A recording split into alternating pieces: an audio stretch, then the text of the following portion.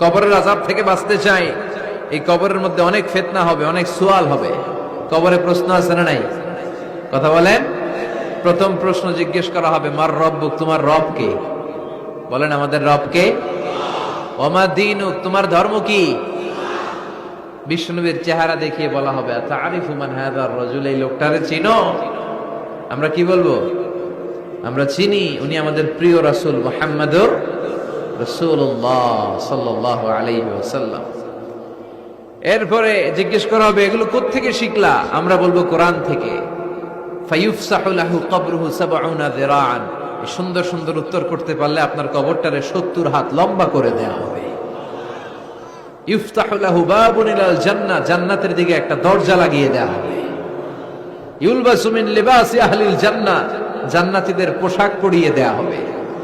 জান্নাতের পোশাক কেমন হবে জানেন? রেশমের পোশাক। ওয়া লিবাসুহুম ফিহা হারির, the dress will be in Jannah with fine green silk with the gold embroidery. জান্নাতে যারা থাকবে তাদের পোশাক হবে পাতলা সবুজ রঙের রেশমের কাপড়ের পোশাক, যেটার মধ্যে গোল্ডের, স্বর্ণের ডিজাইন করা, এমব্রয়ডারি করা থাকবে। ওই পোশাক পরিয়ে দেওয়া হবে আর বলা হবে নাম কান্নাউমিল আরুস, বাসর রাতে জামাই যেমনি আনন্দে ঘুমায় তুমিও ঘুমাও।